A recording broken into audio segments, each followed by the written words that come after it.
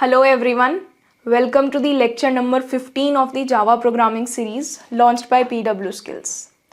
आज के लेक्चर में हम एरेज से रिलेटेड कुछ और चीज़ें पढ़ने वाले हैं. लास्ट लेक्चर में हमने एरेज इंट्रोड्यूस किया था. तो आज का लेक्चर शुरू करने से पहले एक बार लास्ट लेक्चर का रीकैप ले लेते हैं. तो यार एरेज होते क्या हैं? यार एरेज एक तरह के डेटा स्ट्रक्चर हैं जिनमें हम एक कलेक्शन ऑफ आइटम्स स्टोर करा सकते हैं. खास बात यह है कि वो आइटम्स होमोजीनियस आइटम्स होने चाहिए. कहने का मतलब है कि अगर आप इंटीजर्स स्टोर करा रहे हैं तो सारी वैल्यूज़ इंटीजर्स ही होंगी. 5, 6, 7, 8 चार अगर वैल्यूज़ हैं एरे के अंदर तो चारों इंटीजर ही होनी चाहिए. फ्लोट होती तो फ्लोट ही होनी चाहिए थी, स्ट्रिंग होती तो स्ट्रिंग ही होनी चाहिए थी. दूसरी बात, arrays are zero based indexed. Zero से इंडेक्सिंग शुरू होती है. अगर हमें कोई भी एलिमेंट एक्सेस करना है तो हम कैसे एक्सेस करते हैं? मान लीजिए मुझे थर्ड एलिमेंट एक्सेस करना है तो मैं कैसे करूँगी? एरे ऑफ 2 लिखूँगी मैं, क्योंकि फर्स्ट एलिमेंट ये है, सेकंड ये है और थर्ड ये है. ठीक है, तो इंडेक्सिंग के हिसाब से एरे ऑफ 2 मेरे को थर्ड एलिमेंट ला के देगा. ठीक है, अब एक एरे को डिक्लेयर कैसे किया जाता है? पहले हम लिखते हैं कि यार हम किस टाइप का एरे बनाने वाले हैं, मतलब हम किस तरह का डेटा एरे के अंदर स्टोर करने वाले हैं, वो डेटा टाइप हम लिखते हैं. उसके बाद हम स्क्वायर ब्रैकेट्स लगाते हैं. ये स्क्वायर ब्रैकेट्स रिप्रेजेंट कर रहे हैं कि हम एरे बनाना चाह रहे हैं इंटीजर डेटा टाइप का. फिर हम लिखते हैं एरे का नाम, let's say ARR, assignment operator, new keyword. New keyword से नई मेमोरी एलोकेट होती है एरे को. ठीक, उसके बाद हम फिर से डेटा टाइप लिखते हैं, ये सेम ये वाला यहाँ पे, और फिर हम स्क्वायर ब्रैकेट्स में देते हैं कि यार हमें किस साइज़ का एरे बनाना है. तो ये लाइन लिखने से 5 साइज़ का एरे आपको मिल जाएगा. ठीक है, उसके बाद हमने एरे के टाइप्स देखे थे कि यार 1D और 2D. 1D सिंगल डायमेंशनल और मल्टी डायमेंशनल. सिंगल डायमेंशनल जैसे कि ये, मल्टी डायमेंशनल जिनमें 2 या 2 से ज़्यादा डायमेंशंस हो. फॉर एग्जांपल इस तरह का एक एरे रिप्रेजेंटेशन के फॉर्म में 2D एरे कहलाता है. ठीक है, और अगर हमें इसका कोई एलिमेंट एक्सेस करना है तो हम कैसे करते हैं कि एरे ऑफ IJ, जहाँ पे I कोई भी रो नंबर हो सकता है और J कोई भी कॉलम नंबर हो सकता है. और हम मल्टी डायमेंशनल एरे बनाते कैसे हैं? ये जो सिंगल डायमेंशनल एरे बनाने का सिंटेक्स था, इसी के अंदर एक और स्क्वायर ब्रैकेट लगाते हैं. क्योंकि देखिए 2D एरे क्या होता है? Array of another array. ठीक है, तो इस बार हमें एरे बनाना है एरे का. पहले हम बना रहे थे एरे इंटीजर का, इस बार हमें एरे बनाना है एरे का. तो ये वाली चीज़ यहाँ लिखी हुई है ना. और हम स्क्वायर ब्रैकेट लगा रहे हैं अगर, तो इसका क्या मतलब है कि भाई स्क्वायर ब्रैकेट के पीछे जो भी है उसका एरे बनाना है. तो अगर हम इंट और स्क्वायर ब्रैकेट लिखते हैं तो इसका मतलब है कि इंटीजर का एरे बनाना है. अगर हम इंट स्क्वायर ब्रैकेट लिखते हैं तो इसका मतलब है ये वाला स्क्वायर ब्रैकेट क्या रिप्रेजेंट कर रहा है, लास्ट वाला, कि हम एरे बनाना चाहते हैं खुद एक एरे का. ठीक है, तो ये होते हैं 2D एरेज. और यहाँ पे भी अपन एक और स्क्वायर ब्रैकेट लगा देते हैं. अब ये वाला जो साइज़ है ना, ये देना ज़रूरी होता है, ये साइज़ देना ज़रूरी नहीं होता. आप दे भी सकते हैं और नहीं भी दे सकते, पर ये वाला देना ज़रूरी होता है. ठीक है, उसके बाद हमने देखा था कि हम एरे की लेंथ निकाल सकते हैं उसकी प्रॉपर्टी लेंथ को इन्वॉक करके. करेक्ट. और अगर हमें एक एरे को ट्रैवर्स करना है तो हम कैसे कर सकते हैं कि भाई एक फॉर लूप लगाइए, एक लूप वेरिएबल I = 0 से शुरू कीजिए और एरे की लेंथ तक ट्रैवर्स कीजिए और I++. उसके बाद आप प्रिंट कर सकते हैं एरे ऑफ I. इसके अलावा हमने देखा था कि एक एरे को मेमोरी किस तरह से एलोकेट होती है. अगर हम एक 4 साइज़ का एरे बना रहे हैं तो उसको कितनी मेमोरी एलोकेट होती है? इट डिपेंड्स अपॉन कि हम किसका एरे बना रहे हैं. इंटीजर का 4 साइज़ का बना रहे हैं तो अलग मेमोरी एलोकेट होगी. फ्लोट का बना रहे हैं तो अलग मेमोरी एलोकेट होगी. अगर अभी हम इंट की बात करें, इस पर्टिकुलर एरे की बात करें कि भाई ये वाला 4 साइज़ का बनाया, तो इसका टोटल साइज़ कितना बनेगा? एक इंटीजर का साइज 4 होता है, 4 का कितना होगा, 4 × 4 16 बाइट्स। दूसरा ये कि ये जो एरे को मेमोरी एलोकेट होती है ये कंटिन्यूस होती है, मतलब कि अगर ये 101 पे पहला एलिमेंट है तो जो दूसरा एलिमेंट है वो 105 पे ही होगा, उसके अगला 109 और उसके अगला 113 पे। 101 के बाद 120 एड्रेस या कोई रैंडम एड्रेस नहीं हो सकता, कंटिन्यूसली एलोकेट होगी मेमोरी, ठीक है। और 101 के बाद 105 क्यों, क्योंकि एक इंटीजर 4 बाइट्स लेता है। अब ये मेमोरी एलोकेट हो कैसे रही थी, कहाँ हो रही थी, देखिए जब हम ये लिखते हैं, हमने स्टैक और हीप का कॉन्सेप्ट पढ़ा था कि भाई दो तरह की मेमोरीज हैं, स्टैक और हीप, स्टैक मेमोरी और हीप मेमोरी। तो स्टैक मेमोरी में एरे नाम का एक रेफरेंस वेरिएबल बनता है जिसमें इनिशियली वैल्यू नल होती है अगर हमने सिर्फ इतनी सी स्टेटमेंट लिखी है, ठीक है। उसके बाद जब हम array is equal to new int of 5 या जो भी साइज़ है वो लिखते हैं तो क्या होता है, हम हीप मेमोरी में आते हैं। हीप मेमोरी में 5 इंटीजर्स की जगह बनती है, ठीक है। Let's say starting from address 101, ये एड्रेस कुछ भी हो सकता है, मैं 101 लिख रही हूँ। कायदे से ये एक हेक्साडेसिमल वैल्यू होनी चाहिए, हेक्साडेसिमल रिप्रेजेंटेशन होती है क्योंकि मेमोरी एड्रेसेस की, ठीक है। ये 105, इस तरह से आगे के एड्रेसेस होंगे। इस नल की जगह यहाँ पे स्टोर हो जाएगा ये वाला एड्रेस, इसीलिए इसको रेफरेंस वेरिएबल भी कहा जाता है कि यार एक्चुअल में मेमोरी जो बनी है, स्टोरेज जो मिली है वो हीप पे मिली है और उसका रेफरेंस हमारे पास स्टैक में है, ठीक है। स्टैक और हीप के बारे में अगर थोड़ी सी और बात की जाए तो हमने देखा था कि यार स्टैक में primitive data types, function calls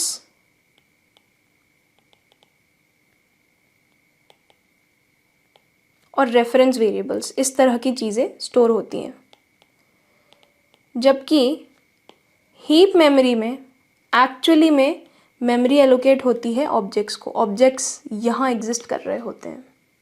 एक एग्जांपल से समझते हैं इस चीज़ को। मान लीजिए हमारे पास एक प्रोग्राम है, मेन के अंदर ही लिख लेते हैं, जिसके अंदर एक वेरिएबल डिक्लेयर्ड है a जिसकी वैल्यू है 10। उसके बाद एक ऑब्जेक्ट बनाया हमने, मान लीजिए पर्सन क्लास का, कि person p1 is equal to new person, ठीक। और एक एरे बना लेते हैं कि int array is equal to new array of size 3, ठीक। और एक फंक्शन कॉल कर लेते हैं कोई, मान लीजिए कोई फंक्शन 1 लिखा हुआ है कहीं पे जिसको हम कॉल कर रहे हैं यहाँ पे। तो स्टैक और हीप में देखिए क्या हो रहा होगा,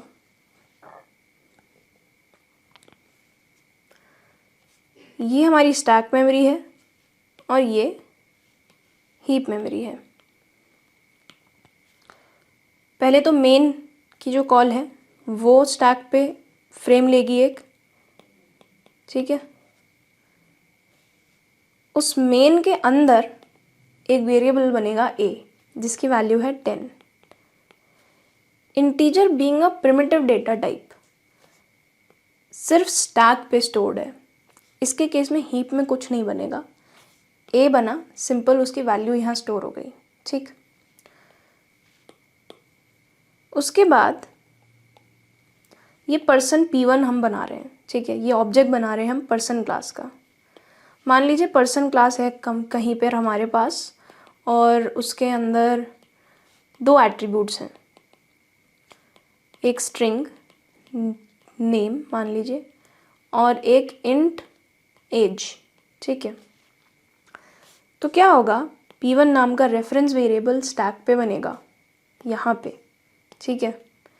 और जो एक्चुअल में मेमोरी एलोकेट होगी ऑब्जेक्ट को वो हीप पे होगी, तो ये नेम और ये एज ये हीप पर बनेंगे, ठीक है। और p1 क्या कर रहा होगा, p1 बस इसको रेफरेंस कर रहा होगा, ठीक है, हीप पर। अब एरेज पे आए तो एरेज में भी सेम ही चीज़ होगी कि यार एरे नाम का रेफरेंस वेरिएबल यहाँ बनेगा और जो 3 साइज़ का स्पेस मिलने वाला है 3 इंटीजर्स का, यहाँ पे इंट आएगा, वो मिलेगा अपने को हीप पे यहाँ, ठीक है। और ये इसको रेफ़र कर रहा होगा, इसका एड्रेस अगर 105 है 101 है जो भी है वो यहाँ स्टोर हो जाएगा। अब अगर कोई फंक्शन कॉल होगी तो उसके लिए ये सारा तो मेन वाली स्टैक फ्रेम में आ रहा है, ठीक है। उसके बाद एक और स्टैक फ्रेम फंक्शन 1 के लिए एलोकेट होगी और जब फंक्शन 1 ख़त्म हो जाएगा तो यहाँ से वो हट जाएगा। अब ये हट जाएगा, फिर उसके बाद ये हटेगा, ये सब एक last and first out order में हो रहा है जिसके बारे में हम डिटेल में आगे पढ़ने वाले हैं। ये पूरा टॉपिक एक लेक्चर में आगे आएगा। अभी ब्रीफ देना इसलिए ज़रूरी था क्योंकि आगे एक टॉपिक है जहाँ पे बेसिक नॉलेज इस बात की होनी ज़रूरी है, ठीक है। सो यार दैट वाज ऑल जो हमने लास्ट लेक्चर में पढ़ा था। आज के लेक्चर में हम देख रहे होंगे कि हम एक एरे का इनपुट कैसे ले सकते हैं, कुछ तरीके देख रहे होंगे एरे को कॉपी करने के, शैलो कॉपी और डीप कॉपी क्या होती है ये बता रहे होंगे और फिर कुछ प्रॉब्लम्स सॉल्व कर रहे होंगे। So let's get started with today's lecture. So how do you take array input in Java. देखो अभी तक हम क्या कर रहे थे कि हमने ये एरे बनाया और एरे ऑफ 0 1 2 3 मैनुअली जो है असाइन कर दिए, ठीक है। अब अगर हमें यही चीज़ें यूज़र से इनपुट लेनी है तो हम क्या कर सकते हैं कि यार कुछ नहीं, यहाँ पे sc.nextInt लिख दो और यहाँ भी sc.nextInt लिख दो, सब जगह ऐसे ही करते जाओ। अच्छा 1000 साइज़ का एरे हो तो क्या 1000 बार ऐसे लाइनें लिख करके sc.nextInt लिखते रहेंगे क्या? नहीं ना। तो प्रिंट जब किया था तब भी ऐसे 1000 बार नहीं प्रिंट कर रहे थे अपन। क्या कर रहे थे, हम एक लूप का यूज़ कर रहे थे और लूप की हेल्प से प्रिंट कर रहे थे। तो यार इनपुट भी लूप की हेल्प से ही ले लेते हैं। एरे ऑफ आई में ही तो इनपुट लेना है। आई कहाँ से कहाँ तक वेरी कर रहा है, 0 से 4 तक, और 0 से 4 तक अपने को इनपुट चाहिए। तो क्या कुछ नहीं करते, एक लूप चलाते हैं 0 से लगा के 4 इज़ एरे की लेंथ, एक्चुअली लास्ट इंडेक्स, तो एरे डॉट लेंथ तक चला रहे हैं और आई प्लस प्लस, और array of i is equal to sc.nextInt कर दिया, ठीक है। तो इनपुट आ गया। अब देखते हैं कि इनपुट आ भी रहा है इस तरह से या नहीं, एक बार टेस्ट करते हैं। तो यहाँ लिख देते हैं एंटर एरे एलिमेंट्स, ठीक, इसको कमेंट कर देते हैं, ठीक है। आप इनफैक्ट ये जो 5 साइज़ है ये भी आप यूज़र से इनपुट ले सकते हैं, तो ये भी यूज़र से इनपुट ले लेते हैं। यार int n is equal to sc.nextInt, एक यूज़र को मैसेज दे देते हैं बढ़िया सा कि भाई एंटर साइज ऑफ एरे,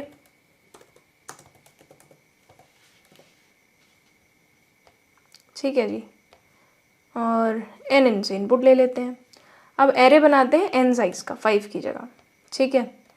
अब एंटर एरे एलिमेंट्स, इसमें भी एक डायनेमिक एलिमेंट डाल देते हैं कि भाई एंटर 5 एलिमेंट्स, ठीक है जी, या जो भी हम इनपुट देंगे उसके अकॉर्डिंग, ठीक। उसके बाद प्रिंट करते हैं इस जो भी हमने इनपुट लिया उस चीज़ को अपन प्रिंट करते हैं। प्रिंट करना तो हमने लास्ट लेक्चर में भी देखा था, i less than array dot length. हम एरे डॉट लेंथ यूज़ कर सकते हैं या n यूज़ कर सकते हैं क्योंकि हमें पता है n ही लेंथ का है। तो आई प्लस प्लस और एस आउट एरे ऑफ आई, इसको थोड़ा ठीक से फॉर्मेट करके प्रिंट करते हैं, ठीक।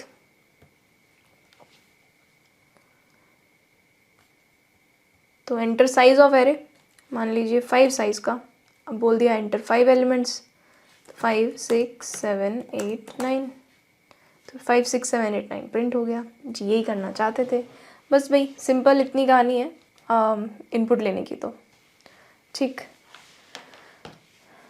Next topic is array reference in Java. Array reference in Java discuss करने से पहले एक और चीज़ डिस्कस करनी है मुझे आपके साथ। हम एरे कैसे बनाते हैं?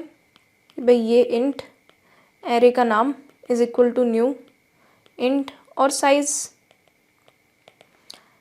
इंटरनली क्या होता है कि स्टैक पे एक रेफरेंस वेरिएबल बनता है, हीप पर 5 एलिमेंट्स की मेमोरी मिल जाती है।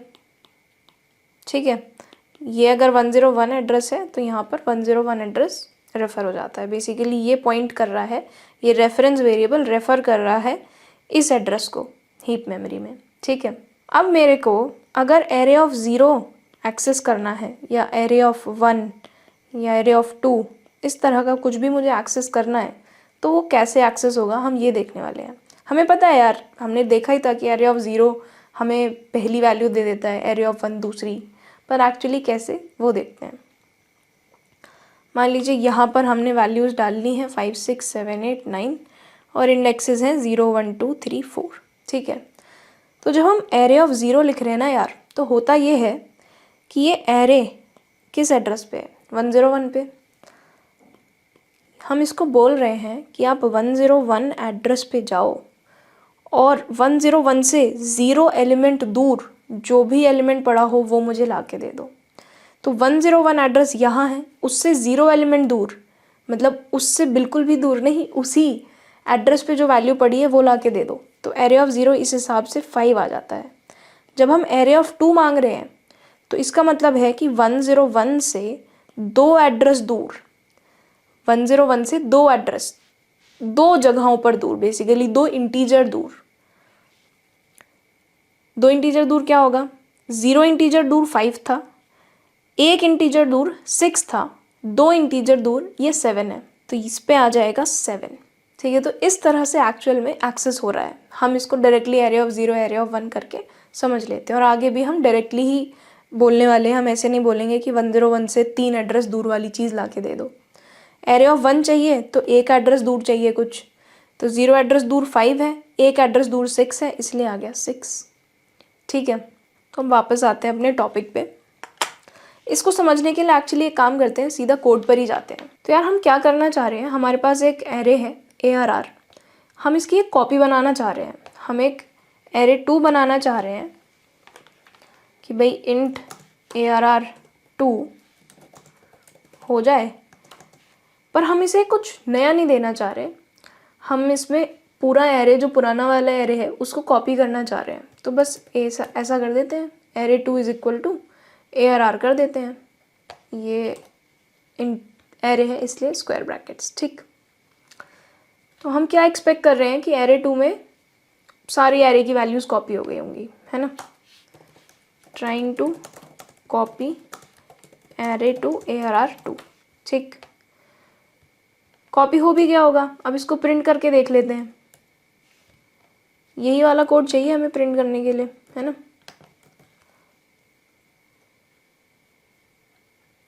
पर यहाँ पे एरे 2 आ जाना चाहिए। ठीक है, अब आगे बढ़ने से पहले ना एक चीज़ देखिए, मैंने यहाँ पे कुछ कोड लिखा था, मुझे सेम कोड यहाँ पे कॉपी पेस्ट करना पड़ गया और आगे प्रोग्राम में मैं बार बार प्रिंट करने वाली हूँ कुछ कुछ चीज़ें, ये एरेज, कुछ कुछ एरेज। तो बेहतर नहीं होगा कि क्या हम प्रिंट एरे नाम का एक मेथड बना दें जो कि हमारे लिए एरेज प्रिंट करके ला के दे। अभी मैं लिखती हूँ, आपको समझ आएगा कि मैं क्या कह रही हूँ। Static void print array. ठीक, तो फॉर इंट, ये प्रिंट एरे मेथड क्या करेगा, इसको जो भी एरे दिया जाएगा ये उसको प्रिंट कर देगा। ठीक है, तो इसको अगर ARR एरे मिल रहा है तो ये इसको प्रिंट कर देगा। ठीक है,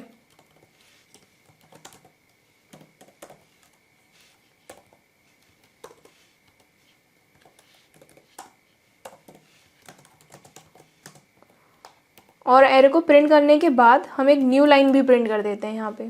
ठीक है, तो अब क्या करते हैं, ये जो हमारा पूरा का पूरा कोड था इसको हम प्रिंट एरे मेथड से रिप्लेस कर देते हैं। यहाँ पे प्रिंट एरे कॉल करते हैं और एरे पास कर देते हैं। सेम चीज़ यहाँ करते हैं कि प्रिंट एरे कॉल करते हैं और उसको एरे 2 पास कर देते हैं, है ना।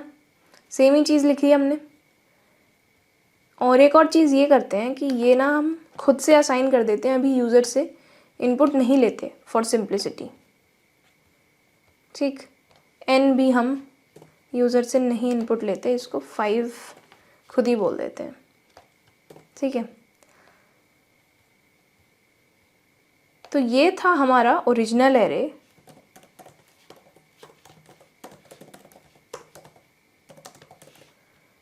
और ये है हमारा कॉपीड एरे।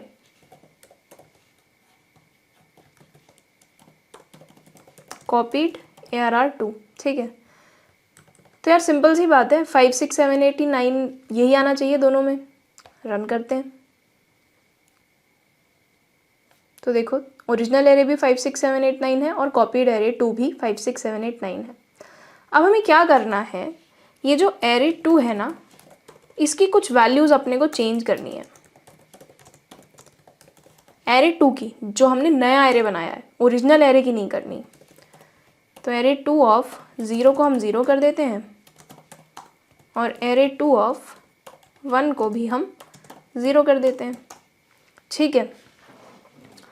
तो हमने क्या कर दिया, अब ओरिजिनल एरे तो जो था वही है और एरे 2 की वैल्यूज़ हमने कुछ कुछ चेंज कर दी हैं। प्रिंट करके देखते हैं कि हुआ क्या है,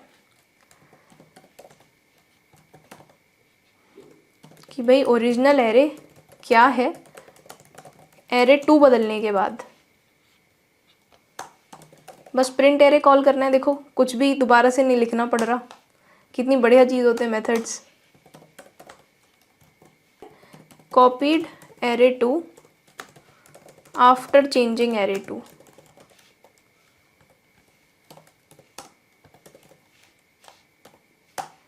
तो यार हमारे हिसाब से क्या होना चाहिए कि एरे और एरे 2 जो हम चेंज करने के बाद प्रिंट कर रहे हैं, उसमें एरे 2 जो है चेंज हो जाना चाहिए और जो एरे है वो एरे रहना चाहिए, है ना। रन करके देखते हैं कि क्या ऐसा हो रहा है। अच्छा जी, तो देखिए ओरिजिनल और कॉपीड एरे तो जो थे वही हैं स्टार्टिंग में, जब हमने कोई चेंज नहीं किया। लेकिन ये जो ओरिजिनल एरे था यार, ये तो बदल गया। हमने तो एरे 2 बदला था, ये ओरिजिनल एरे कैसे बदल गया। चलो इसका बनता था बदलना, पर ये चीज़ कैसे बदल गई यार। तो समझते हैं कि ये चीज़ कैसे बदल गई। देखो हमने क्या किया, हमने एक एरे बनाया इस तरह से, और जब हमने ये एरे बनाया तो मेमोरी में क्या हुआ, ये स्टैक मेमोरी है, ये हीप मेमोरी है। तो स्टैक पे एरे नाम का एक रेफरेंस वेरिएबल बना और हीप पे 5 इंटीजर्स की मेमोरी अपने को मिल गई। वही 101 एड्रेस मान लेते हैं, ठीक है। ये इसको रेफ़र कर रहा है। अब हमने क्या किया, हमने एक और एरे बनाया कि भाई एरे 2, और हमने असाइन कर दिया एरे उसको। हमने कोशिश की कि हम एरे की वैल्यूज़ जो है एरे 2 में डाल दें, ठीक है। तो उससे क्या हुआ, एक नया वेरिएबल बना एरे 2, एक नया रेफरेंस वेरिएबल बना, और उसके अंदर क्या आया, उसके अंदर आया जो भी एरे में। अब एरे में क्या है यार, एरे में तो एक एड्रेस पड़ा है 101, तो एरे 2 में भी 101 ही आया। ये वाला जो एरे था, हमने इनिशियली इसके अंदर 5 6 7 8 9 वैल्यू डाली नहीं, ये इसके इंडेक्सेस थे, ठीक है। तो हमने एरे 2 में एरे डाला, तो उससे क्या हुआ, यहाँ पे 101 एड्रेस आ गया। अब हम क्या कर रहे हैं, एरे ऑफ 2 ऑफ 0 में अपन 0 डाल रहे हैं और एरे ऑफ 2 ऑफ 1 में हम 0 ही डाल रहे हैं। तो इससे हो क्या रहा है, एरे ऑफ 2 पे क्या पड़ा है यार 101, तो 101 से 0 एड्रेस दूर, 101 से 0 एड्रेस दूर, खुद 101 एड्रेस ही वहाँ 0 कर दिया हमने।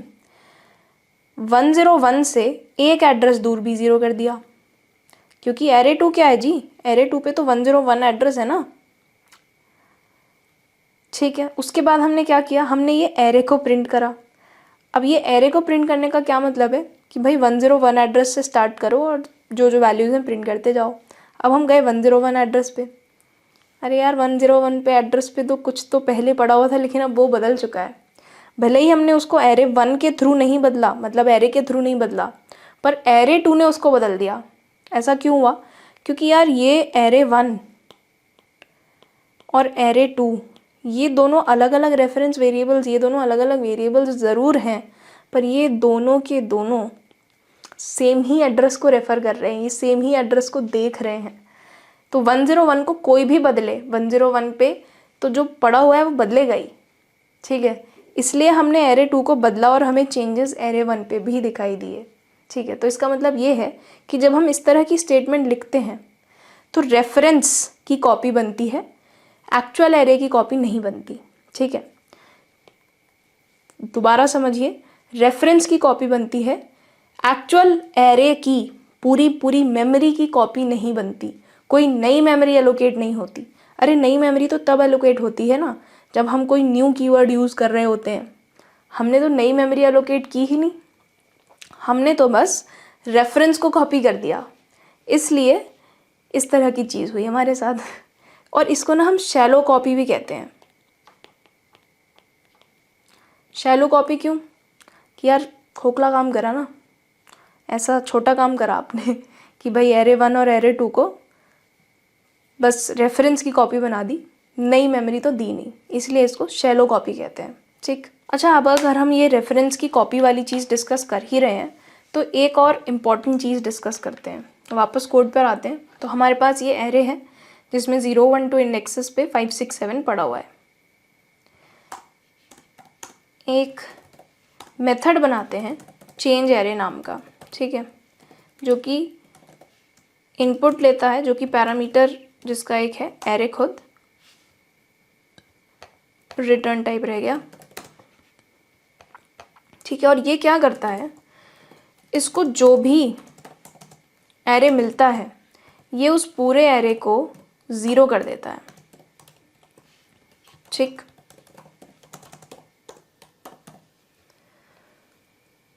अब क्या करेंगे, अब इसको कॉल करते हैं यहाँ पे चेंज एरे ऑफ एरे।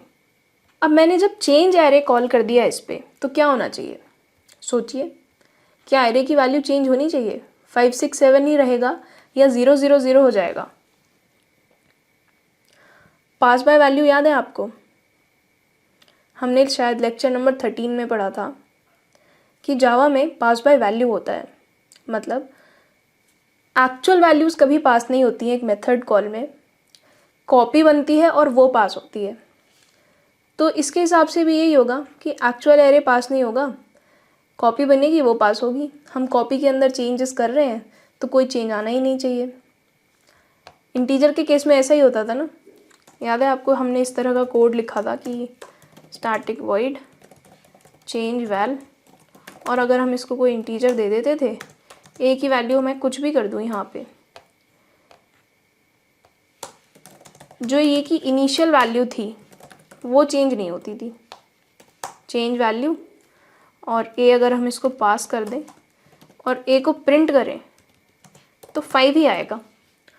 वो हमने पास बाय वैल्यू वाले लेक्चर में समझा भी था कि ऐसा क्यों हुआ, क्योंकि यहाँ पे ए एक्चुअली पास नहीं हुआ, ए की एक कॉपी बनी, यहाँ पे कॉपी पास हुई है, सिर्फ वैल्यू जो है 5 पास हुई है उसके अंदर, जिसको इस फंक्शन ने 1004 कर दिया। तो जब हम यहाँ वापस आकर प्रिंट कर रहे हैं तो हम इसी वाले ए को प्रिंट कर रहे हैं और चेंज हुई है कॉपी। तो एरे में भी ऐसा ही कुछ होना चाहिए था, पर क्या ऐसा हुआ है, ये चीज़ वेरीफाई करते हैं। यहाँ हम इस एरे को प्रिंट करते हैं अब। अच्छा, प्रिंट एरे फंक्शन तो हमारे पास है नहीं यहाँ पे, तो हम इधर से कॉपी कर लेते हैं इसको।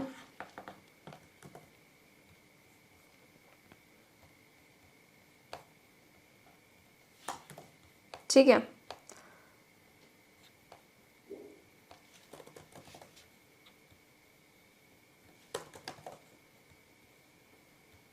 ये भी हम चेंज एरे, इन सबके नेमिंग कन्वेंशंस सेम कर देते हैं।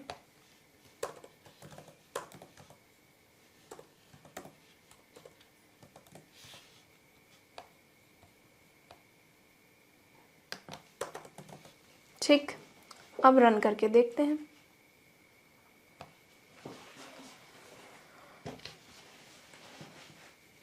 यार ये क्या हुआ, ए की वैल्यू तो 5 ही रही, पर ये तो 0 0 हो गया। हम तो एक्सपेक्ट कर रहे थे 5 6 7 आएगा। चलिए देखते हैं इसको भी कि ये क्या हुआ। तो हमारे पास इस तरह का कुछ कोड है। मेन है, एरे हमने डिक्लेयर करा है, फिर हमने चेंज एरे फंक्शन कॉल किया है। तो स्टैक पे नज़र मारते हैं कि ये अपना स्टैक है। सबसे पहले मेन कॉल होता है, तो मेन की स्टैक फ्रेम बनेगी यहाँ पे। ठीक है, स्टैक फ्रेम कुछ नहीं होता, जो भी जगह मिल रही है एक फंक्शन को अपना काम करने के लिए स्टैक के अंदर, बस वही है स्टैक फ्रेम। ठीक, तो पहली लाइन में एरे डिक्लेयर हो रहा है, यहाँ एरे आएगा, इधर हीप होगी हमारी कहीं, जिसमें 3 इंटीजर की जगह मिली होगी। यहाँ 101 होगा, ये इसको रेफ़र कर रहा होगा। ठीक है, अब हम क्या कर रहे हैं यार, चेंज एरे कॉल कर रहे हैं। तो चेंज एरे के लिए नया स्टैक फ्रेम बना, उसमें पास हो रहा है एरे। अब क्योंकि जावा में पास बाय वैल्यू होता है, तो एरे की तो कॉपी बनेगी। एरे क्या है, एरे के अंदर क्या पड़ा हुआ है, तो एरे की कॉपी बनी, और जो ओरिजिनली पड़ा हुआ था वो वैल्यू जो है यहाँ कॉपी हो गई। तो यहाँ पे 101 कॉपी हो गया। अब तक आप समझ गए होंगे कि आउटपुट क्यों चेंज हो गया। ठीक है, हमने क्या किया, चेंज वाले फंक्शन में जो भी एरे पास हुआ था उसके 0 1 2 एड्रेस पे जाके, चाहे पहले से कुछ भी पड़ा है, हमने सब जगह 0 कर दिया। हमने कहाँ 0 किया, 101 वाले एड्रेस से शुरू करके एंड तक सब जगह 0 कर दिया। ठीक है, तो ये वाला लाइन चल गया। चेंज एरे कंप्लीट होने के बाद फंक्शन जो है स्टैक से डिलीट होता है। ठीक है, स्टैक से हटता है, तो ये यहाँ से हट जाएगा। स्टैक में हमेशा नहीं रहती चीज़ें, जब वो पूरी हो जाती हैं तो स्टैक से डिलीट हो जाती हैं। ठीक, हम इधर वापस आए, उसके बाद हम क्या कर रहे हैं, हम इस एरे को कर रहे हैं प्रिंट। एरे क्या है, वही जो कि यहाँ पे पड़ा हुआ है कि 101 एड्रेस से जो शुरू हो रहा है। अब यहाँ पे तो वैल्यूज़ चेंज हो चुकी है ना, तो आप समझे कि रेफरेंस की कॉपी बनी। ठीक, इसलिए वैल्यूज़ चेंज हो गई। जबकि जब इंटीजर के केस में आपको ऑलरेडी पता है प्रिमिटिव डेटा टाइप है, हीप पे कुछ बनता ही नहीं है, सब कुछ स्टैक पे बनता है, इसलिए वो वैल्यू चेंज नहीं होती है। ठीक, अब हम क्या चाह रहे हैं कि हम कॉपी कर पाएँ। अभी तक हमने जो कॉपी किया equal to assignment operator use करके, उससे कॉपी तो हो गया था, पर हम नई वाली कॉपी में जो भी चीज़ें कर रहे थे वो पहली वाली कॉपी में रिफ्लेक्ट हो रही थी, जो हम नहीं चाहते। ठीक है, तो हम क्या कर सकते हैं, उसके 2 सॉल्यूशंस हैं इनबिल्ट, जो मैं आपको बताती हूँ अभी। देखिए, लाइन 32 में हमने असाइनमेंट ऑपरेटर यूज़ करके कॉपी करने की कोशिश की थी, जिससे शैलो कॉपी हुई थी। दोनों जो हैं एरे और एरे 2 दोनों ही एक ही एड्रेस को पॉइंट कर रहे थे, शैलो कॉपी हुई थी, कोई नए एलिमेंट्स नहीं बने थे हीप पर, कोई नया स्टोरेज नहीं मिला था हीप पर। ठीक है, तो आप क्या कर सकते हैं, यहाँ पर एक मेथड होता है क्लोन, जो कि आप एरे के ऊपर कॉल कर सकते हैं। आपको बस एरे डॉट क्लोन लिखना है यहाँ पे। अब आप इसको रन करिए, तो देखिए ओरिजिनल एरे और कॉपीड एरेज तो यही हैं जो थे, अब चेंज कर दिया, उसके बाद ओरिजिनल एरे जो था वही रहा। ठीक है, पुराने वाले केस में ये 00789 हो गया था, और जो कॉपीड एरे 2 है वो चेंज होना चाहिए था, तो चेंज हो गया। तो यहाँ पर नया डीप कॉपी हुई। डीप कॉपी का मतलब क्या है कि जो हमने एरे 2 बनाया ना, उसके लिए हीप में 5 और एलिमेंट्स का स्पेस अलग से मिला, उसका एड्रेस कुछ और है। एरे 2 का और एरे 1 का जो एड्रेस है वो कुछ और है, वो सेम नहीं है। ठीक है, देखो यार, ये जो आपने एरे बनाया था 101 एड्रेस पे, स्टैक पे बना, ये रेफरेंस वेरिएबल है ना, हीप पर इसको मान लीजिए 5 साइज़ का है, तो ये मेमोरी इसको मिल गई और इसमें 5 6 7 8 9 पड़ा हुआ है। फिर हमने जब ये लाइन लिखी ना यार कि array2 is equal to array dot clone, तो उससे पता क्या हुआ, उससे एक नया रेफरेंस वेरिएबल तो बना, लेकिन हीप में भी हमको और मेमोरी मिली किसी और एड्रेस पे, मान लीजिए 130, ठीक। और ये वाली जो वैल्यूज़ थी वो एग्जैक्ट यहाँ पे कॉपी हो गई, ठीक है। तो हमें कॉपी मिल गई, लेकिन इस बार हमें एड्रेस भी अलग मिला है, हमें नई मेमोरी मिली है डॉट क्लोन से, ठीक है। तो जब आपने चेंजेस किए, आपने चेंजेस कहाँ किए, आपने चेंजेस किए array2 से। array2 किसको रेफ़र कर रहा है, 130 एड्रेस को, तो यहाँ पे 0 हो गया, यहाँ पे 0 हो गया। उसके बाद जब आपने array2 प्रिंट किया 00789 आया, और जब आपने एरे प्रिंट किया तो 56789 ही आया। ओरिजिनल एरे किसी ने टच नहीं किया यार। इसी को ना अपन कहते हैं डीप कॉपी, मतलब कि हमको अलग स्पेस मिली, दोनों जो वेरिएबल्स हैं वो अलग अलग एड्रेसेस को पॉइंट कर रहे हैं, सेम को पॉइंट नहीं कर रहे। शैलो कॉपी के केस में एड्रेस एक ही होता था, वेरिएबल्स दो होते थे, दोनों एक ही को पॉइंट करते थे। यहाँ पे वेरिएबल्स भी दो हैं और स्पेस भी हमें दो अलग अलग जगहों पर दोनों एरेज के लिए मिला हुआ है, ठीक है। तो यार ये होता है डॉट क्लोन यूज़ करके डीप कॉपी बनाना, ठीक है। एक और तरीका है, वो भी देखते हैं। हमारे पास java.util पैकेज में एक एरेज नाम की क्लास है। उस एरेज क्लास में हमारे पास कुछ मेथड्स प्रेजेंट हैं, जैसे कॉपी, कॉपी रेंज, सॉर्ट और बाइनरी सर्च, और भी हैं। जब जब हमें ज़रूरत पड़ेगी हम देख लेंगे उनको, ठीक है। अभी हम कॉपी और कॉपी रेंज यूज़ करके देखने वाले हैं। कैसे यूज़ करना है, यहाँ पे एरेज लिखना है आपको, क्लास का नाम है एरेज, और डॉट लगाएंगे आप तो कॉपी ऑफ, सजेशंस में खुद आ गया, मैंने कॉपी ऑफ चूज़ कर लिया। अब ये एरेज क्लास ना ऊपर इंपोर्ट हो गई होगी, देखिए इंपोर्ट java.util.arrays खुद से आ गया। अब ये जो कॉपी ऑफ मेथड है ना यार, ये दो पैरामीटर्स मांगता है। पहला पैरामीटर ये मांगता है कि कौन सा एरे आपको कॉपी करना है, किसकी कॉपी बनानी है, हमें बनानी है एरे की कॉपी। दूसरा पैरामीटर ये मांगता है कि यार कितनी लेंथ की कॉपी बनानी है आपको, हम कह रहे हैं हमें पूरे की बनानी है, ठीक है। तो अब प्रिंट करके देखते हैं कि कॉपी में क्या बन के आया और क्या जो वैल्यूज़ हैं वो चेंज हो रही हैं या फिर नहीं हो रही ओरिजिनल वाले के अंदर, ठीक है। कॉपीड में तो हम चाह ही रहे हैं चेंज हो जाए, पर ओरिजिनल में चेंज हो रही है या नहीं ये देखना है। तो देखिए ओरिजिनल के अंदर चेंज नहीं हुई, हमारा original array safe and secure है, सिर्फ एरे 2 में वैल्यूज़ चेंज हुई, ठीक है। तो इसका फंक्शनिंग भी क्लोन की तरह हुआ, आप एक जेन्युइन कॉपी जो है बना पाए, ठीक। अब ये जो एरे डॉट लेंथ है ना यार, एक काम करते हैं, इस वाले पार्ट को भी कमेंट आउट कर देते हैं, इसकी हमें ज़रूरत नहीं है।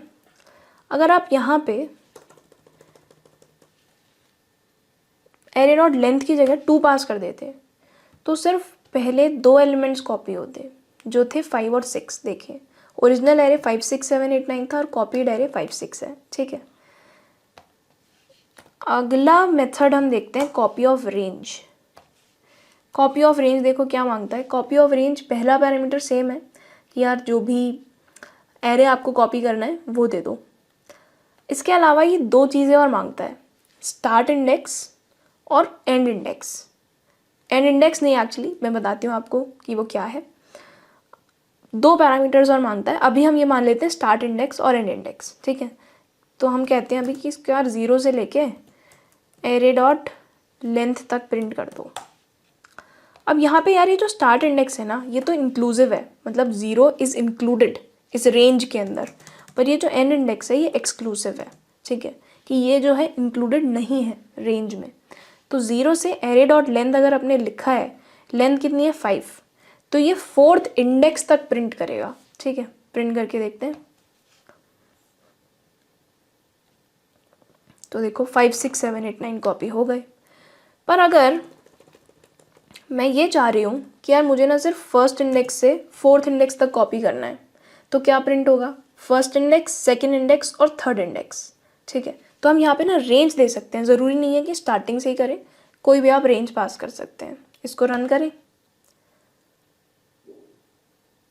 तो देखिए फर्स्ट इंडेक्स, सेकंड इंडेक्स और थर्ड इंडेक्स 6 7 8 जो है यहाँ पे कॉपी हो गए। तो यार चलो अब कुछ क्वेश्चंस डिस्कस करते हैं। तो पहला क्वेश्चन है कि हमें एक एरे गिवन है और एक एलिमेंट गिवन है x। हमें ये बताना है कि इस एरे में ये जो x है कितनी बार आ रहा है, ठीक है। तो एरे लिख लेते हैं एक,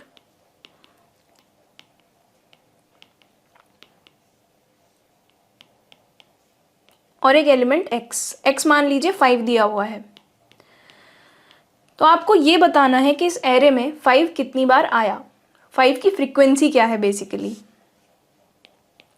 तो इस केस में आउटपुट होगा 3, क्योंकि 5 जो है 3 बार आया, एक तो 0 इंडेक्स पे, एक 2 इंडेक्स पे और एक 4 इंडेक्स पे।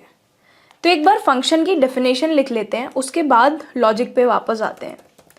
तो हमें एक ऐसा मेथड लिखना है जो कि एक इंटीजर रिटर्न करेगा, और वो इंटीजर क्या होगा कि कितनी बार x एरे के अंदर आ रहा है। तो हम इसको 2 पैरामीटर्स देंगे, यार आप एरे ले लो और x ले लो और ये बता दो कि एरे में x कितनी बार आ रहा है। एक और एग्जांपल लेते हैं कि सेम एरे के अंदर मान लीजिए x की वैल्यू 7 दे दी जाए, एरे सेम ही है, x 7 है, तो आउटपुट क्या होगा? तो आउटपुट यार 0 होगा। तो हम अपना आउटपुट जो है एक काउंट नाम के वेरिएबल में रखते हैं, उसको अपन 0 से इनिशियलाइज करते हैं। सिंपल सा लॉजिक इसका ये रहेगा कि आप पूरे एरे को ट्रैवर्स करेंगे, जब जब आपको एरे में x दिखेगा इस काउंट की वैल्यू को एक बार हम बढ़ा देंगे, ठीक है। तो पूरे एरे में ट्रैवल करेंगे, जब जब अपने को x दिखेगा तब तक काउंट प्लस प्लस कर देंगे। अब x को ढूंढेंगे कैसे, ये कैसे दिखेगा? प्रोग्रामिंग के तौर पे, है ना, लॉजिक के तौर पे। तो एक तो हम लूप यूज़ करेंगे ट्रैवर्स करने के लिए। अगर लूप वेरिएबल हमारे पास i है तो i को हम बार बार x से कंपेयर करेंगे।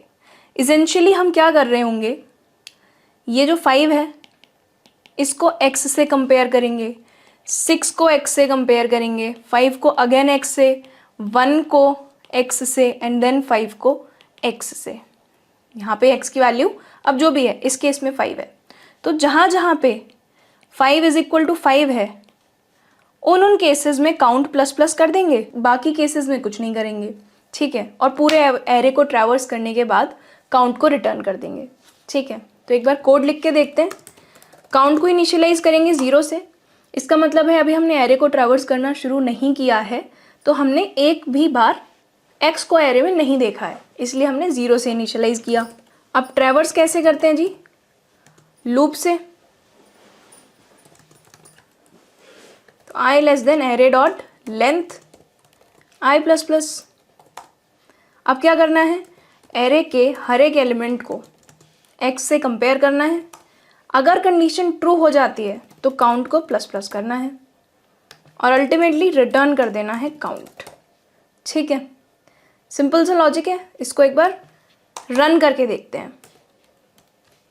प्रिंट करते हैं count of x, count occurrences. अब देखिए मैंने यहाँ क्या किया है, मैंने यूज़र से इनपुट लिया है कि भाई साइज ऑफ एरे इनपुट दे दो और एरे के एलिमेंट्स भी इनपुट दे दो और x भी मैं यूज़र से ही इनपुट ले रही हूँ, ठीक है। अब इसको रन करते हैं।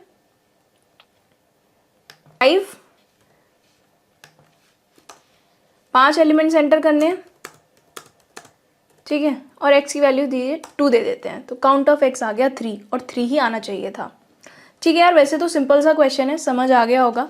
नहीं समझ आया है तो मैं एक बार इसका ड्राई रन करके दिखा देती हूँ और आपको समझ आ जाएगा। अगर आपको समझ आ गया है तो आप dry run please feel free to skip the dry run, क्योंकि ईजी क्वेश्चन था, ठीक। तो एरे अपना यही ले लेते हैं अपन, 1 2 2 2 और 3। x की वैल्यू हम 2 ले लेते हैं। अब काउंट को हम इनिशियलाइज कर रहे हैं 0 से, उसके बाद हम एक लूप शुरू कर रहे हैं जो i इक्वल टू 0 से शुरू हो रहा है, ठीक है। फिर i जो है less than array dot length है, ये चेक होगा। एरे की लेंथ क्या है इस केस में? 5। तो क्या 0 लेस देन 5 है? ये चीज़ यहाँ पे चेक होगी, हाँ जी है, तो हम लूप के अंदर जाएंगे। ये वाली लाइन चलेगी कि एरे ऑफ आई एक्स के इक्वल है। आई इक्वल टू 0 के लिए एरे ऑफ आई की वैल्यू क्या है 1 और एक्स की वैल्यू तो 2 है ही, तो ये कंडीशन ट्रू नहीं है, तो हम इस इफ़ कंडीशन के अंदर नहीं जाएंगे, हम डायरेक्टली यहाँ आएंगे। यहाँ हम नहीं गए, ठीक है, तो 1 2 के इक्वल नहीं है, तो हमने काउंट को इंक्रीज नहीं किया, लेकिन आई की वैल्यू 1 हो गई, आई की वैल्यू 1 हुई और 1 लेस देन 5 है, यहाँ पे चेक हो रहा है ना ये लूप की कंडीशन में। अब हम कंपेयर करेंगे 2 और 2 को, क्योंकि एरे ऑफ 1 2 है और एक्स भी 2 है, ये कंडीशन ट्रू हो जाएगी, तो काउंट की वैल्यू को 1 कर देंगे, फिर आई की वैल्यू 2 हो जाएगी, 2 लेस देन 5 है, तो लूप के अंदर आएंगे। अब एरे ऑफ आई भी 2 ही है और एक्स भी 2 ही है, फिर से ट्रू हो जाएगा, तो इफ़ वाली कंडीशन के अंदर जाएंगे और काउंट को 2 कर देंगे, फिर आई की वैल्यू 3 हो जाएगी। अब 3 पे क्या पड़ा हुआ है 2 और 2 को फिर से कंपेयर करेंगे, कंडीशन ट्रू है, काउंट को 3 कर देंगे, आई की वैल्यू इसके बाद 4 हो जाएगी। अब 4 पे क्या पड़ा हुआ है 3 और 2 को कंपेयर करेंगे, ये कंडीशन ट्रू नहीं होगी, तो हम इफ़ के अंदर नहीं जाएंगे और आई की वैल्यू को 5 कर देंगे। अब फिर से कंपेयर करेंगे कि क्या 5 लेस देन 5 है, यहाँ पे आई इज़ 5 और एरे की लेंथ भी 5 ही है, तो 5 लेस देन 5 है नहीं, 5 तो 5 से छोटा नहीं है, इक्वल है, इसलिए ये कंडीशन ट्रू नहीं होगी और हम इस लूप से ब्रेक कर जाएंगे, ठीक है, इस लूप के बाहर आ जाएंगे। और लूप के बाहर क्या लिखा हुआ है रिटर्न काउंट, तो काउंट जो है 3 हो चुका था, यहाँ से 3 रिटर्न हो जाएगा, ठीक है। अब एक बात का ध्यान रखिए, ये जो रिटर्न काउंट है ना, इसको फॉर लूप खत्म होने के बाद लिखना है, लूप के अंदर मत लिख दीजिएगा, जब पूरा ट्रैवल कर लेंगे, पूरा एरे को ट्रैवर्स कर लेंगे, उसके बाद रिटर्न करना है हमको, ठीक है। तो यार अगला क्वेश्चन है find last occurrence of an element x. एक बार फंक्शन डेफिनेशन लिखते हैं, हमें एक मेथड लिखना है जो कि एक इंटीजर रिटर्न करेगा, मेथड का नाम होगा लास्ट अकरेंस, और पिछले क्वेश्चन की तरह ये भी 2 पैरामीटर्स ले रहा है, एरे और एक्स। हमें बताना ये है कि एक ये जो एलिमेंट एक्स है ये आखिरी बार इस एरे में कब आया। तो 2 एग्जांपल्स ले लेते हैं यहाँ पे। अगर एरे ये है,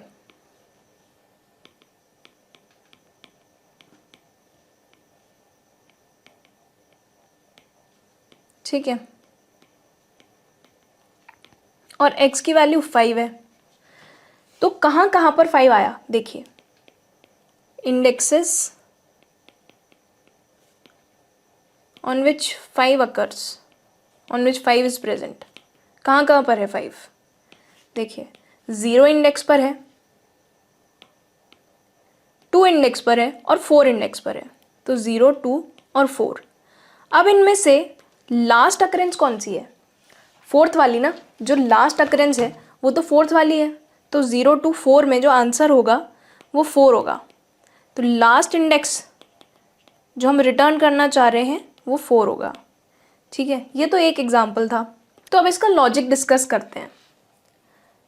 मान लीजिए आपके पास एक लास्ट इंडेक्स नाम का वेरिएबल है जिसको हम -1 से इनिशियलाइज कर रहे हैं। आपको बाय द एंड ये समझ आएगा कि हम -1 से क्यों इनिशियलाइज कर रहे हैं, ठीक। तो हमें क्या करना चाहिए, x की वैल्यू 5 है, हमें पूरे एरे को ट्रैवल करना चाहिए, हमें जब जब 5 दिखे तब तब हमें इस लास्ट इंडेक्स को अपडेट कर देना चाहिए।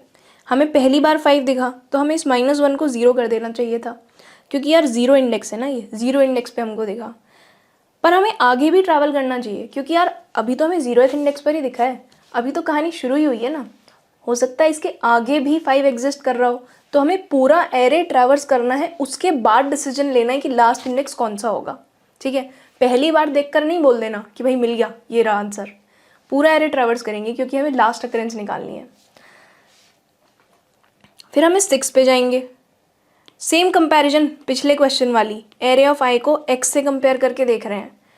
5 को ये i इक्वल टू 0 के लिए हुआ था, 5 को कंपेयर किया 5 से, ट्रू हो गया तो -1 को 0 कर दिया, जो भी i की वैल्यू है ये यहाँ आ रही है, लास्ट इंडेक्स को अपडेट कर रहे हैं हम i से, ठीक है, आई की वैल्यू 1 हुई तो 6 को कंपेयर किया 5 से, ये कंडीशन ट्रू नहीं है तो कुछ नहीं किया। फिर आई की वैल्यू को 2 कर दिया, फिर कंपैरिजन हुआ 5 का और 5 का। ये 5 कौन सा 5 है यार, ये 5 ये वाला 5 है, और ये 5 जो है ये x है, ऊपर लिखा हुआ भी है, ठीक है, ये भी ट्रू है। तो आई की लास्ट इंडेक्स को अपडेट कर देंगे, और क्या अपडेट करेंगे कि यार जो जिस भी आई के लिए कंडीशन ट्रू हुई है, लास्ट इंडेक्स की वैल्यू अब वही हो जानी चाहिए। तो ये हो जाएगा अब 2, ठीक है, आई की वैल्यू 3 हो जाएगी, और 3 5 से कंपेयर होगा, है ना, 3 5 से कंपेयर हुआ। अब ये तो ट्रू नहीं हुआ तो हम लास्ट इंडेक्स को अपडेट नहीं करेंगे यहाँ पर। फिर आई की वैल्यू 4 हो जाएगी। आई इक्वल टू 4 के लिए यहाँ लिख देते हैं, आई इज इक्वल टू 4 के लिए क्या कंपैरिजन होने वाली है, 5 is equal to 5 is equal to, ठीक है, 2 बार इक्वल्स है, असाइनमेंट ऑपरेटर नहीं है यहाँ पे, इक्वालिटी ऑपरेटर है, डबल इक्वल टू। ये चीज़ ट्रू है तो लास्ट इंडेक्स फिर से अपडेट हो जाएगा 4, और आई की वैल्यू अब 5 हो जाएगी। 5 होने के बाद 4 और 5 कंपेयर होंगे, ये ट्रू नहीं होगा तो लास्ट इंडेक्स चेंज नहीं होगा। उसके बाद आई की वैल्यू 6 होगी, जो कि लूप की कंडीशन को ब्रेक कर देगा, क्योंकि हमारा एरे तो हमने पूरा ट्रैवर्स कर लिया ना, अब तो कुछ है ही नहीं। तो जो इंडेक्स लास्ट में हमारे पास बचा 4, वही हमारा आंसर है। तो इसको फटाफट कोड में इम्प्लीमेंट कर लेते हैं। लास्ट क्वेश्चन जैसी इम्प्लीमेंटेशन है, बस अपडेट्स जो है वो अलग है, कोई हम इंक्रीज नहीं कर रहे, क्वेश्चन के लॉजिक के अकॉर्डिंग लास्ट इंडेक्स को अपडेट कर रहे हैं। ठीक है, तो एक वेरिएबल लेते हैं लास्ट इंडेक्स, इनिशियलाइज करते हैं -1 से, और पूरे एरे पे करते हैं ट्रैवर्स।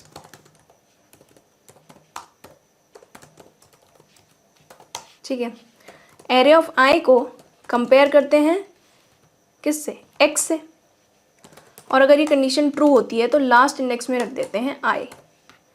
ठीक है, और रिटर्न क्या करना है, जब पूरा ट्रैवर्सल हो जाए लास्ट इंडेक्स। ठीक है, इसको रन करके देखते हैं।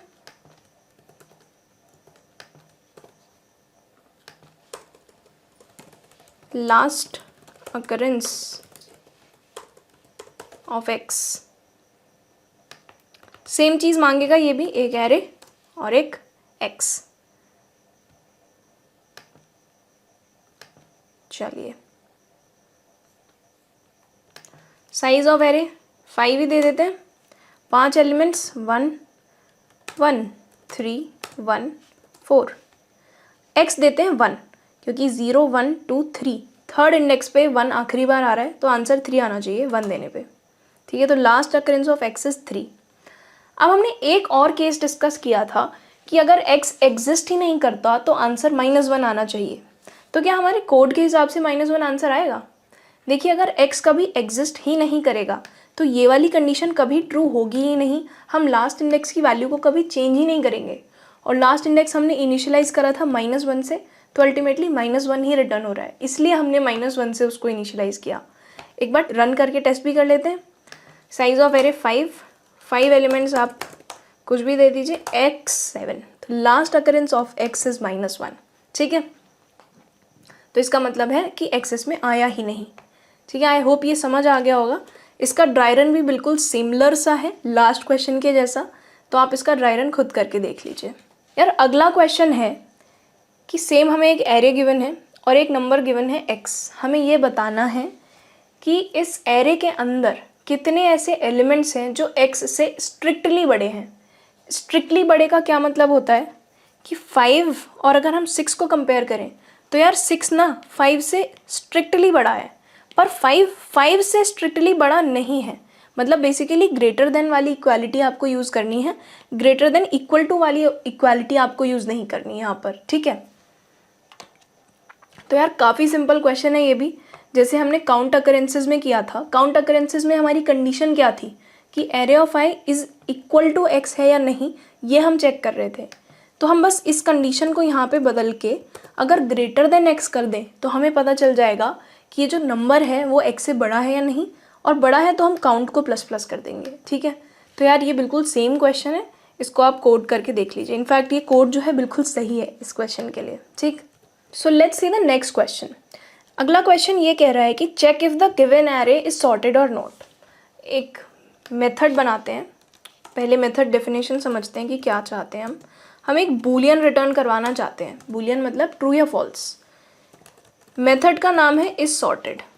ये एक एरे लेगा और ये रिटर्न करेगा कि ये एरे जो है सॉर्टेड है या नहीं। अगर सॉर्टेड है तो ट्रू रिटर्न करेगा, सॉर्टेड नहीं है तो फॉल्स रिटर्न करेगा, ठीक है।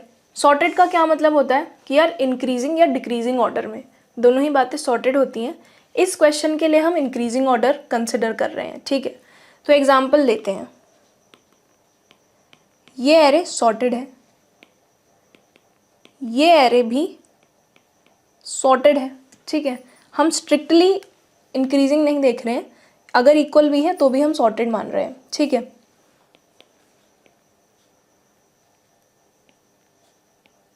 ये एरे सॉर्टेड नहीं है, ठीक है।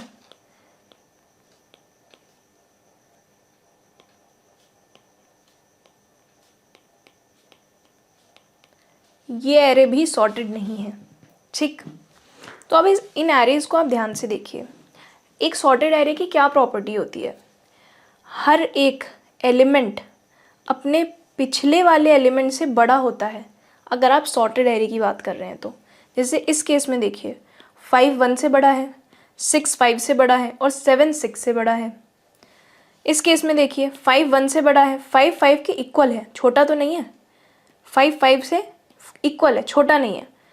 और 7 भी जो है वो 5 से छोटा नहीं है, 8 भी जो है वो 7 से छोटा नहीं है, ठीक है। तो या तो आप ये कह सकते हैं कि जो हमारा, अगर हम इसको ith एलिमेंट बोलें तो ये i-1th एलिमेंट हो गया ना, है ना। तो ith एलिमेंट हमेशा बड़ा होता है i-1th एलिमेंट से। अगर कभी भी जो ith एलिमेंट है वो छोटा हो गया i-1th एलिमेंट से, फॉर एग्जाम्पल इस केस में देखिए, अगर ये ith एलिमेंट है तो i-1th एलिमेंट ये होगा। अगर 6 कभी भी, मतलब ये 6 जो है 8 से छोटा ही है, तो ये सॉर्टेड नहीं है। इसमें हमारे सॉर्टेड ऑर्डर को ख़राब करने वाले एलिमेंट्स ही ये दोनों है ना, 6 ही तो ख़राब कर रहा है, 6 लेस देन 8 है इसलिए ये सॉर्टेड नहीं है। फिर इसके बाद 3 भी लेस देन 9 था इसलिए भी सॉर्टेड नहीं था। अगले केस में 7 जो है वो लेस देन 5 है क्या, नहीं जी, ये हम अभी तक बचे हुए इस वाली कंडीशन से, 7 लेस देन 5 नहीं है। आप 5 को किससे कंपेयर करेंगे, 5 को आप किसी से कंपेयर नहीं करेंगे। आप जो कंपेरिजन्स हैं वो फर्स्ट एलिमेंट से शुरू करेंगे, क्योंकि आपको पिछले एलिमेंट से कंपेयर करना है ना। तो और पहले एलिमेंट का तो कोई पिछला एलिमेंट होता ही नहीं है, पहला एलिमेंट तो पहला ही एलिमेंट है ना, उसके पीछे कुछ नहीं है, ठीक। तो यहाँ हम क्या कंपेरिजन्स कर रहे हैं, क्या 7 लेस देन 5 है, नहीं। देखिए जब तक हमारे आंसर से नहीं आ रहे हैं ना तब तक हम खुश हैं, कोई दिक्कत नहीं। 8 लेस देन 7 है क्या, नहीं जी, 8 तो बड़ा है 7 से। क्या 3 लेस देन 8 है, यस, ये प्रॉब्लम है, 3 लेस देन 8 है, यहाँ गड़बड़ है। तो ये जो है हम इसी पॉइंट पे कह सकते हैं कि सॉर्टेड नहीं है, हमें आगे चेक करने की ज़रूरत ही नहीं है। अब आप आगे देख लीजिए, पूरा एरे सॉर्टेड है, पर हम क्या फ़ायदा उस आगे के एरे के सॉर्टेड होने का जब यहाँ बीच में ही ऑर्डर ख़राब हो गया। तो हम इसी तरह का कुछ लॉजिक यूज़ कर रहे होंगे, हम करंट एलिमेंट को पिछले एलिमेंट से कंपेयर करेंगे, और अगर हमें किसी भी पॉइंट पे करंट एलिमेंट पिछले एलिमेंट से छोटा मिला तो हम ये कंक्लूजन निकाल लेंगे कि यार एरे सॉर्टेड नहीं है, गड़बड़ हो चुकी है, ठीक है। तो एक बूलियन वेरिएबल लेते हैं, उसका नाम रखते हैं चेक। ये चेक रिप्रेजेंट कर रहा है कि अभी तक का एरे सॉर्टेड है या नहीं। इनिशियली इसको ट्रू कर देते हैं, क्योंकि खाली एरे अगर आपको इनपुट में दे दिया जाए तो वो तो सॉर्टेड ही उसको कंसिडर करेंगे, ठीक है। अब हमें क्या करना है, पूरे एरे पे ट्रैवल करना है और करंट एलिमेंट को पिछले एलिमेंट से कंपेयर करना है। आई की वैल्यू कहाँ से शुरू होनी चाहिए, अभी ना हम 0 से ही शुरू करते हैं और फिर हम देखते हैं कि हमने क्या गलत किया है यहाँ पे।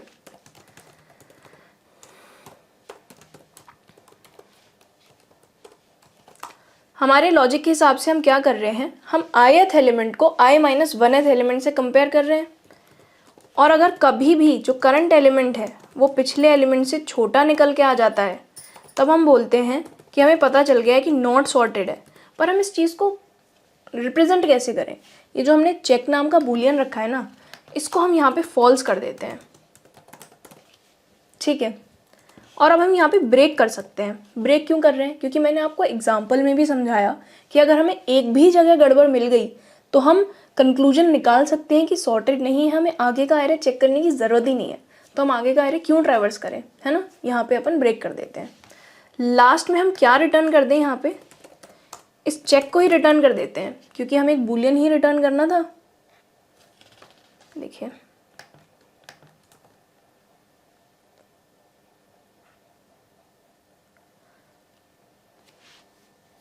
ठीक है। अब ये कोड हमने लिख लिया है। अब इस कोड में गड़बड़ है, चला के देखते हैं और फिर गड़बड़ समझते हैं कि क्या गड़बड़ है। यहाँ पे अपना आउटपुट लेते हैं, तो इस सॉर्टेड, अगर 0 आया तो सॉर्टेड नहीं है, 1 आया तो सॉर्टेड है, ठीक है। इस सॉर्टेड कॉल करना है एरे पे। अब x का इनपुट हटा देते हैं क्योंकि हमें x नहीं चाहिए। अब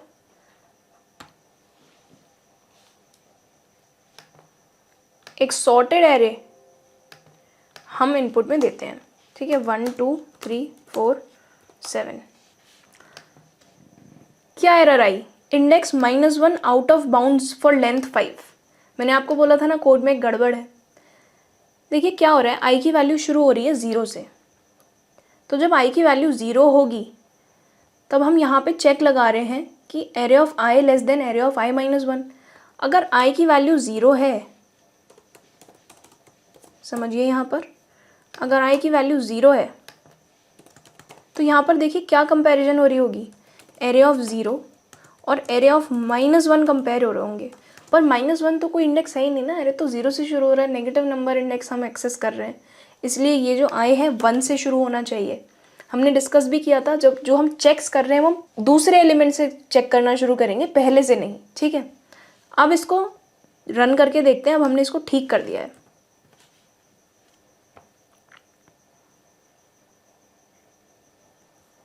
साइज ऑफ एरे 5। एक सॉर्टेड एरे देते हैं पहले, तो इस सॉर्टेड जी ट्रू आ गया, ठीक है। हमने बूलियन रिटर्न करवाया था, इस सॉर्टेड ट्रू। अब एक नॉन सॉर्टेड एरे लेकर देखते हैं।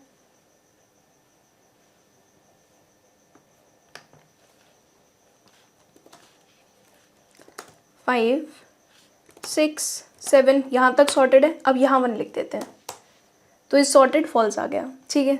एक और एग्जांपल लेते हैं जिसमें कुछ वैल्यूज़ इक्वल होंगी, ठीक।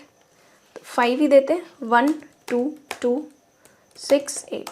यहाँ पे भी ट्रू आना चाहिए, ठीक है, क्योंकि हमने इक्वालिटी पे ब्रेक नहीं किया है। अगर छोटा है तो हम चेक को फॉल्स मार्क कर रहे हैं। इस क्वेश्चन का एक क्विक ड्राई रन कर लेते हैं, कोई डाउट रह गया होगा तो क्लियर हो जाएगा। हमने इनिशियली एक बूलियन लिया चेक, जिसको हमने ट्रू किया, ट्रू कहा, ठीक है। एरे को हम एक नॉन सॉर्टेड एरे लेके रखते हैं, 1 5 3 7, ठीक है। ये हमारा एरे है जिसको हम चेक कर रहे हैं। लूप शुरू हो रहा है i = 1 से। i = 1 के लिए एरे ऑफ 0, एरे ऑफ 1 और एरे ऑफ 0 कंपेयर हो रहे हैं, तो 5 और 1 कंपेयर हो रहे हैं। क्या 5 लेस देन 1 है? नहीं है ना 1, तो हम इसके अंदर नहीं जाएंगे।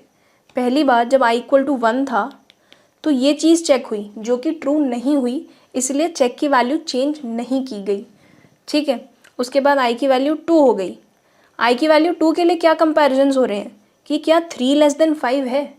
हाँ जी, 3 लेस देन 5 है, और 3 लेस देन 5 का मतलब है गड़बड़।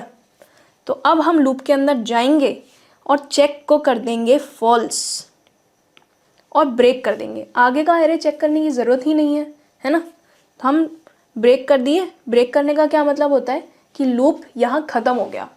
ब्रेक और कंटिन्यू आपने कीवर्ड्स पढ़े हैं ना, तो ब्रेक का मतलब होता है लूप को रोक दो यहाँ पर। तो आई की वैल्यू अब आगे बढ़ेगी नहीं, लूप आगे नहीं बढ़ेगा, हम सीधा रिटर्न चेक स्टेटमेंट पर आ जाएंगे, ठीक है। और चेक था फॉल्स, तो फॉल्स रिटर्न हो गया। यही चीज़ अगर एक सॉर्टेड एरे में हो रही होती तो हम इस इफ़ वाली कंडीशन के अंदर कभी भी नहीं आते और ट्रू ही रिटर्न हो जाता, ठीक है। तो इस तरह से इसका आंसर आएगा। अच्छा यार, अब ना मेरे पास आपके लिए एक बोनस क्वेश्चन है, उसको हम डिस्कस करते हैं। और इस क्वेश्चन से रिलेटेड मैं आपको एक छोटा सा असाइनमेंट भी दूंगी, एक फॉलोअप क्वेश्चन मैं इस पर पूछने वाली हूँ।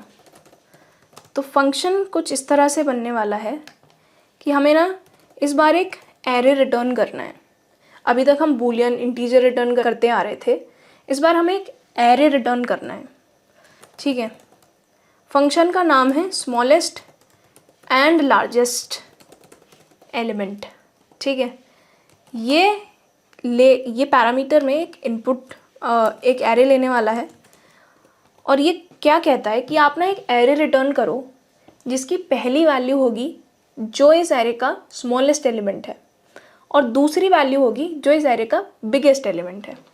एक एग्जांपल से समझते हैं। मान लीजिए आपको एक एरे गिवन है 5 8 1 3 6 2, ठीक है। तो इसमें सबसे छोटी वैल्यू कौन सी है? स्मॉलेस्ट वैल्यू है ये 1। और लार्जेस्ट वैल्यू कौन सी है? लार्जेस्ट वैल्यू है 8, ठीक है। तो क्या रिटर्न करना चाहिए फंक्शन को? फंक्शन को एक एरे रिटर्न करना चाहिए जो ऐसे दिखे 1,8। पहले स्मॉलेस्ट एलिमेंट दिखे और फिर सेकंड नंबर पे लार्जेस्ट, 2 साइज का एरे, ठीक है। तो हम इसको कैसे सॉल्व कर सकते हैं?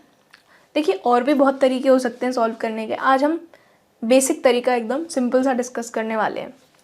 अगर हम इस एरे को किसी तरह से इंक्रीजिंग ऑर्डर में सॉर्ट कर दें अगर, तो क्या बनेगा सॉर्ट होके? 1 2 3 5 6 8, है ना। सॉर्ट होके ये बनेगा। अब सॉर्ट का मतलब होता है इंक्रीजिंग ऑर्डर में। तो एक सॉर्टेड के एरे के अंदर जो सबसे छोटा एलिमेंट होता है वो 0th इंडेक्स पे प्रेजेंट होगा या नहीं होगा, है ना। और जो सबसे बड़ा एलिमेंट है वो लास्ट इंडेक्स पे प्रेजेंट होगा, है ना।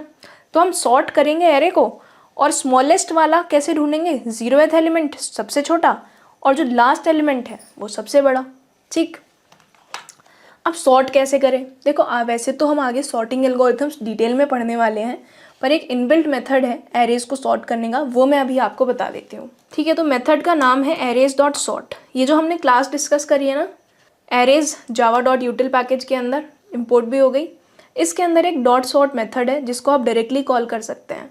अगर आप जिस भी एरे पे आप इसको कॉल करेंगे, इसको पास कर दीजिए जो भी एरे आपको सॉर्ट करना है, ये उसको सॉर्ट कर देगा, ठीक है। एक काम करते हैं, पहले इस एरेज डॉट सॉर्ट को ही डिमॉन्स्ट्रेट करके देख लेते हैं। फिलहाल इसका टाइप कर देते हैं वॉइड और सॉर्टेड एरे को प्रिंट करते हैं। देखते हैं कि एरे सही में सॉर्ट हुआ भी है या नहीं।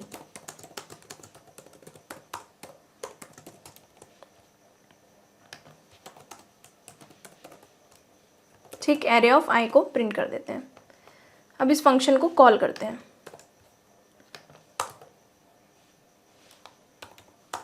हम यहाँ पे बस चेक कर रहे हैं कि क्या एरेज डॉट सॉर्ट फंक्शन ठीक से काम कर रहा है या नहीं, ठीक है। 5 साइज का एरे देते हैं अनसॉर्टेड ऑर्डर में, ठीक है। अब सॉर्ट होने के बाद आना चाहिए 1 2 3 4 7। तो देखिए 1 2 3 4 7 ही आ रहा है, ठीक है। अब क्वेश्चन पे वापस आते हैं।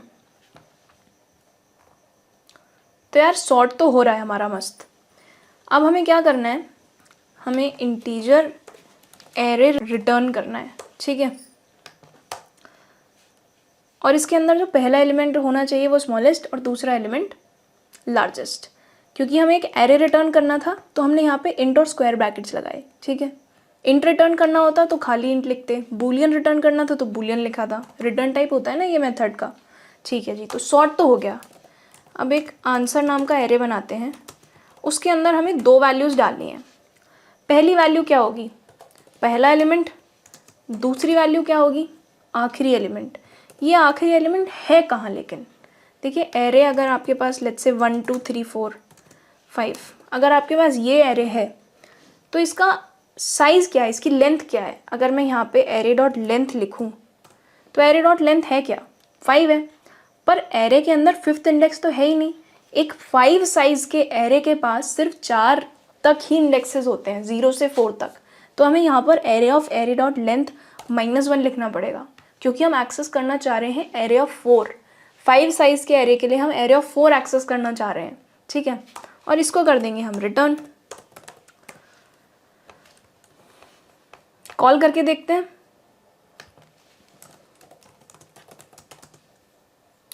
ठीक है, और इसको प्रिंट कराते हैं। इसके अंदर सिर्फ 2 ही एलिमेंट्स हैं, तो स्मॉलेस्ट है पहले इंडेक्स पे, 0th इंडेक्स पे, और लार्जेस्ट है मतलब फर्स्ट इंडेक्स पे, सेकेंड एलिमेंट। ठीक है, इसको करते हैं रन।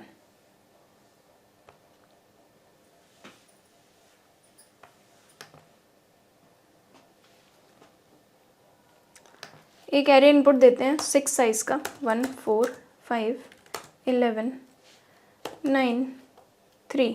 ठीक है, 6 एलिमेंट हो गए, तो स्मॉलेस्ट 1 और लार्जेस्ट 11 आ गया। ठीक है, तो अब आपको करना ये है कि अभी तो मैंने स्मॉलेस्ट एंड लार्जेस्ट एलिमेंट का कोड लिखा है।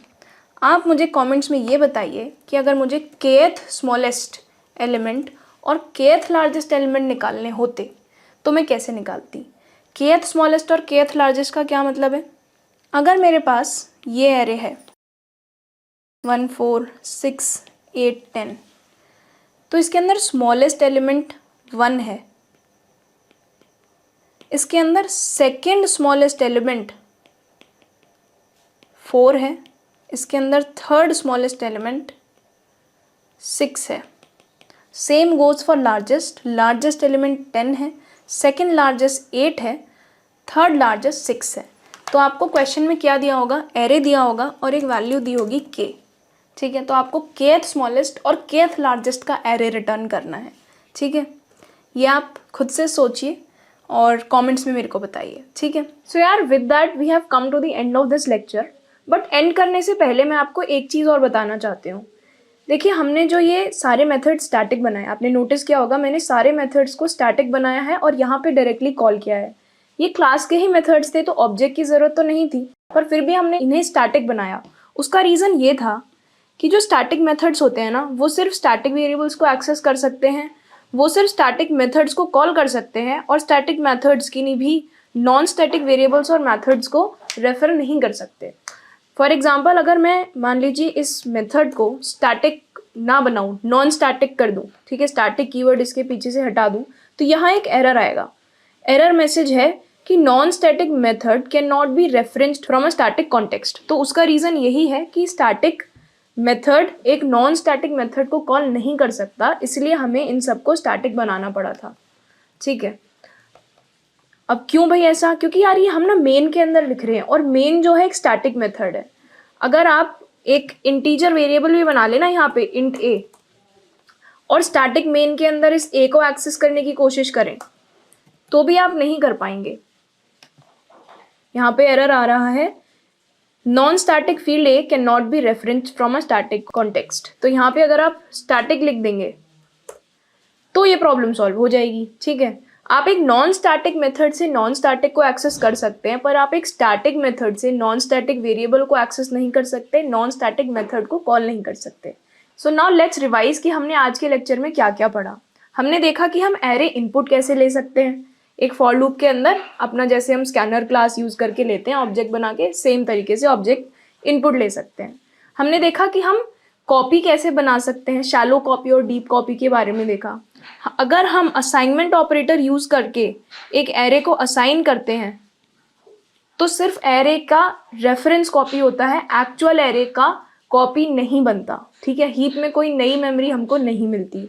उसके लिए हमने 2 चीज़ें पढ़ी कि यार हमको अगर हीप में नई मेमोरी चाहिए तो हम कैसे बनाएं। एरे 2 इक्वल टू एरे ना लिखने की जगह हम क्या लिखेंगे कि array 2 is equal to array dot clone. इससे डीप कॉपी बनेगी, हीप में अलग मेमोरी मिलेगी, स्टैक में रेफरेंस वेरिएबल अलग बनेगा। दोनों रेफरेंस वेरिएबल्स array2 और array दोनों अलग मेमोरी को रेफरेंस कर रहे होंगे, अलग एड्रेस को रेफरेंस कर रहे होंगे। और हमने java.util पैकेज के अंदर arrays क्लास के 2-3 मेथड्स देखे। एक मेथड देखा हमने कॉपी, जिसके अंदर हम array पास करते हैं जिसकी हमें कॉपी बनानी है, और उसकी लेंथ पास करते हैं कि भाई हमें कितने लेंथ की कॉपी बनानी है, ठीक है, यहाँ पे। फिर हमने एक कॉपी ऑफ रेंज देखा जिसमें हम array पास करते हैं और स्टार्ट इंडेक्स और एंड इंडेक्स पास करते हैं। स्टार्ट इंडेक्स इंक्लूसिव होता है, एंड इंडेक्स इंक्लूसिव नहीं होता, ठीक है।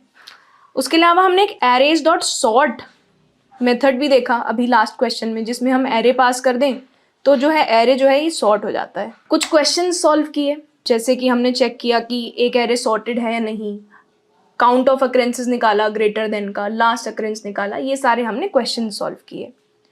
नेक्स्ट लेक्चर में हम और ज़्यादा प्रॉब्लम सॉल्विंग करने वाले हैं। हम टारगेट सम और एरे मैनिपुलेशन, इन दोनों पैटर्न्स पे अगले लेक्चर में क्वेश्चन सॉल्व करेंगे।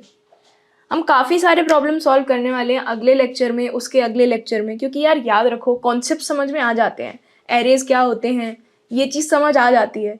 मेन चीज़ होती है डीएसए में लॉजिक बिल्डिंग सीखना, प्रॉब्लम सॉल्विंग स्किल्स को इम्प्रूव करना, जिसके लिए प्रॉब्लम्स सॉल्व करना बहुत ज़रूरी है, ठीक है। तो be ready to solve a lot of problems from next lecture. तो thank you for watching this video. As a gentle reminder, आप pwskills.com वेबसाइट पे जाके लेक्चर्स के नोट्स, असाइनमेंट्स और अपकमिंग लेक्चर्स का शेड्यूल एक्सेस कर सकते हैं। And all of this is absolutely free of cost, and I will highly advise कि आप असाइनमेंट्स ज़रूर से सॉल्व करें। लेक्चर्स के वीडियोस तो देखें ही, but it's more important, it's very important, equally important कि आप असाइनमेंट भी सॉल्व करें। आपको कॉन्सेप्ट्स पे बहुत अच्छी ग्रिप और मास्टरी बनेगी अगर आप साथ साथ प्रैक्टिस क्वेश्चंस भी सॉल्व करते रहेंगे। और अगर आपके कोई भी डाउट्स रह जाते हैं असाइनमेंट से रिलेटेड या लेक्चर से रिलेटेड, तो आप डिस्क्रिप्शन में दिए हुए फॉर्म को फिल कर सकते हैं, and we will see the form, and जो भी रेलिवेंट डाउट्स हैं we will pick them up and address them in the upcoming live doubt resolution sessions that we will conduct. So thank you again and happy coding. Bye.